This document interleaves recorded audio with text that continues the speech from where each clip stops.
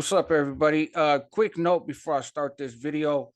So I've uploaded it a few times now, and the first time THIZZLER flagged it because I showed some visuals of the hood tour he gave around Southeast Stockton. The second time they flagged it because I showed some visuals of a video he was in. The third time they flagged it because I showed images that were still shots, but they had THIZZLER on them. And so I've added to the title of this video because of this. That's just my little footnote in the beginning. What's up, everybody? Welcome to the Homie Hangout, where we help others move in excellence. And as many of you guys know, the rapper Slo Be, Deshaun Victor from Stockton, was killed on Friday. Right? He's from Nightingale, 2100 block. Yeah, he was 29 years old, killed in Manteca at an apartment complex where his baby's mama lived at like 8 o'clock in the morning, 8:30. And so there's a lot of rumors online, right? People are saying, well, it was a love triangle with some other dude that had feelings for his baby's mama. It was because EBK has this divide between Slo Be and J-Bo, and Mozzie's gonna sign J-Bo when he gets out of jail, and it's because Slo Be has talked about all kinds of rappers and all kinds of people and people's dead homies and all this other stuff. A lot of rappers were recently out of jail when they get killed, and so I was kind of wondering why. And is it because they feel like they need to get their name buzzing again when they come out, right? Like they got to play catch up and let everybody know that they're back out here and that they're relevant and they haven't missed a beat. Maybe it's the people that ride their coattails. You know what I mean? Like, bro, you need to get back out there because their identity is tied to being homeboys with, so and so, right? And so they want that push. They've been a nobody while the artist has been in jail. So now the jail, your artist gets out of jail and they're like, here's my chance to be somebody again, right? So there's a little bit of pressure there. It could be while you're in jail, who your ops are can change, right? I mean, it could change at any time, but you go to jail and you don't necessarily know what's going on the streets, and people might be reprioritizing, people might be trying to fill in gaps, people might be lining up with other crews, this and that, and then you come home and get caught slipping, or because of all the stuff that you said and all the stuff that you've rapped about and everything else, somebody either wants their give backs or they want to test, they want to test you, right? Test your gangster. And so regardless of the reason, I think it's interesting that a lot of rappers get killed when they come out, and could be something for them to be mindful of. How? Because THIZZLER, which is a gatekeeper of music, record labels, right? They want you to have an online buzz, right? You got to be able to show that you have attention and that you can build a fan base without their help and their support in order for them to put any resources behind you, right? They're not trying to rock with a dud. And so if your own people don't like you and your own town doesn't like you, then they're not going to push you out there, right? And so how do you get that attention though? How do you do all that? Beef gets attention. And that's always been true in the rap industry, but the level of beef and where the beef goes has changed. It has changed over the years. And not many people were dying behind rap beefs, as I was coming up or in the 90s. Um, but also they want you out there, right? It's THIZZLER and these other places, they want hood tours. Slo Be had just done a tour of his neighborhood, right? And walking around, and they want to see that you're with your homeboys and you're smoking trees, and they want to see that you're living up to that image that they think is going to help push you farther, right? And so even if that's not your get down, it needs to look like your get down in order for you to get attention, right?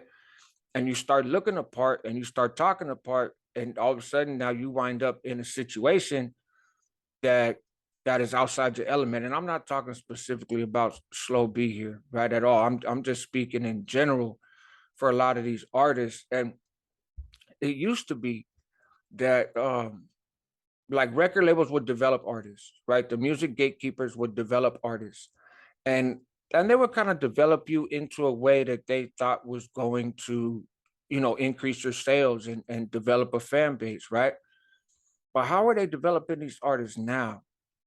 Labels used to drop people for getting caught up in stuff.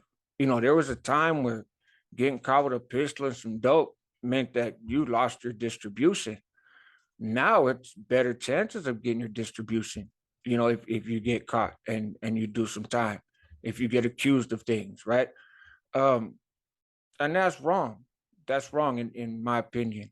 And I'm not saying to go back to a time when artists, right, which are predominantly people of color, get held to this different standard and get cut loose for any little thing because they're going to scare white America.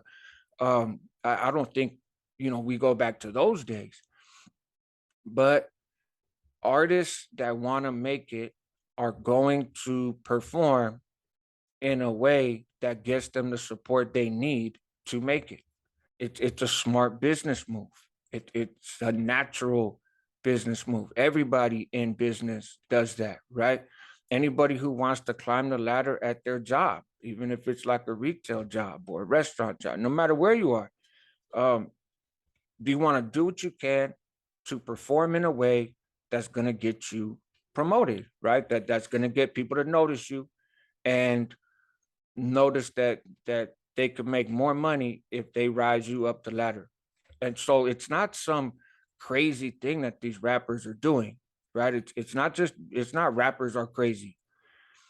Rappers are doing what they need to do to get the bag. The problem is they get killed over it. They catch cases over it because the needs and priorities of these music gatekeepers are not the same as their desires, right? And so you wind up getting caught up, right? Like this is real street beef. And if these gatekeepers would put some boundaries around that, right? Would develop their artists in a different way, then I think some of this violence will be reduced. Not all of it, because we live in an era where if you got funk with somebody, you pull out a pistol, you pull out a rifle, you do something, and you whack them, right? And so that's not necessarily going to change just because the music changes, but it could mean some lives being saved. And then what is that example? Because rappers have a significant role in society, whether you're a large mainstream rapper or whether you're just a dude from the neighborhood that's kind of putting your area on the map. There's a huge influence that happens there, right? And not with everybody. People are going to get in the comments like, "I'll never listen to a rapper," but nonetheless, there is an influence there.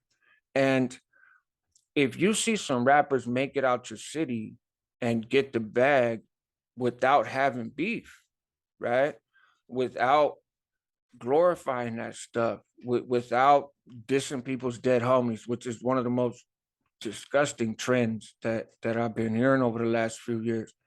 Um, and people see you make it that way, well then that's an encouragement as well, right? Man, I'm trying to make it rapid, and this is how the homie did it. Now people are doing that, and it's just leading to folks getting killed. So what if we switched it up a little bit? But the problem is the only people that want it switched up a little bit is the neighborhood, right? Is the neighborhood that doesn't necessarily want that level of violence. The labels, the gatekeepers don't want it switched up because it pays. It pays. These rappers coming out, dropping a video and supposed to drop an album, and they die, a week before that, or they die a week after a video, or whatever. That makes them a lot of money, right? A lot. And so they don't care. It fits their business interest to have people getting whacked in the streets, to have the speculation of, ooh, was it this rapper? Was it this rapper's camp and that rapper's camp? And here's the thing, man, is a gang cannot exist without an enemy, right? A gang, you're not a gang if you don't have any ops, right? All these rappers are like little gangs in and of themselves, and you can't have a group anymore. It's a gang. And so then you have to have ops. And if you really trying to be gangster in your music, you have to talk about who your ops are, right? And then they want to do music, so it goes back and forth. It doesn't need to be that way. Leave that street shit to folks really in the streets. And this is not a way out. Everybody, used to be growing up, right? Playing sports and rapping was the two ways to get out of the hood. And rapping seems now not a way to get out of the hood. Rapping seems a way to get you killed prematurely. That's what you wind up getting. You might get a little bag. Most of these dudes ain't getting a huge bag, right? But you might get a little bag, but for what? You know what I'm saying? Slo Be had kids. He did not make enough money to provide for his kids for the rest of their childhood. There's no way, right? Um, Even if he was super smart and invested his money and everything else, um, I don't see that happening. And that's true for most, if not all, of these rappers, right? And so that's the part that bothers me. And then the other part is a lot of people online and in the comments, because I've watched a lot of videos, everybody trying to speculate. Everybody trying, oh man, it was these people, it was those people, it was this group, that group, blah blah blah. And because don't you hear this phrase? Like he had a song, Ricky, I think, right, where he had said something about didn't the North dude die? Y'all better toughen up. And people were like, oh, he dissed little TYS. He dissed him, right?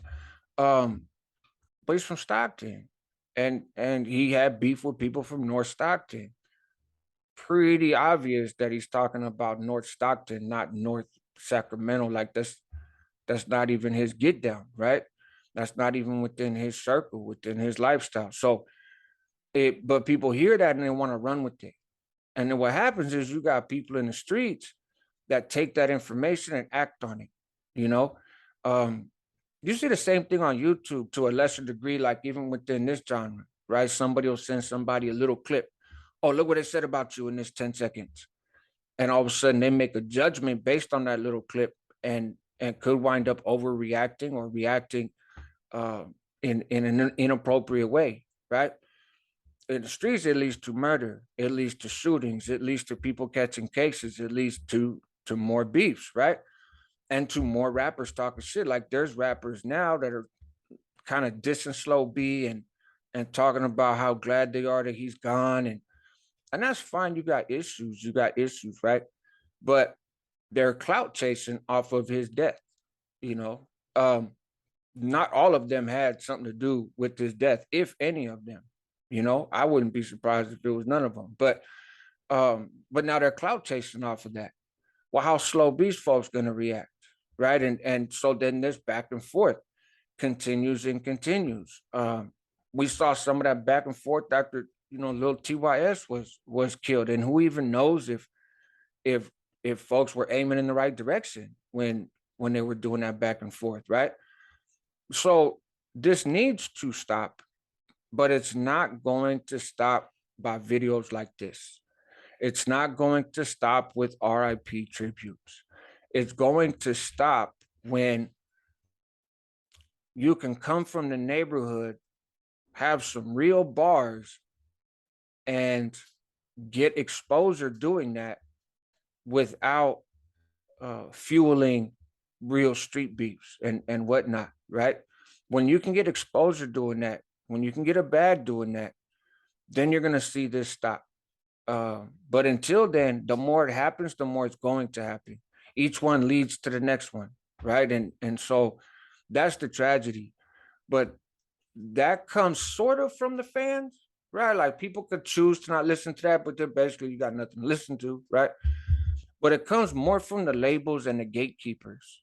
They have the responsibility because their expectations are going to be what artists seek to live up to. And right now they expect beef. It's this social media era, and you got to be popping on social media. And if you just come on social media with some more random ass shit, you're not gonna pop, right? And people are gonna come after you when you go on social media. So how are you gonna respond? If you don't respond in kind and get to woofing and everything else, then you're weak and you got punked and all this other stuff, right? And so all of that, again, it makes sense, but it's deadly. It's really deadly. And so I don't know how it happens, but I would like to see a push towards these gatekeepers that profit off of the death of predominantly brown and black folks in the music industry, um, and pull that back, right? Pull that back, or see some other gatekeepers emerge from these neighborhoods that are like, bro, we're gonna show you a different way, right? As we say on this channel, there's more than one way to be a homie. That's it, man. Help others move in excellence. That's what homies do. Help yourself at the same time and help your community, because Lord knows, man, we need it. And catch you guys on the next one.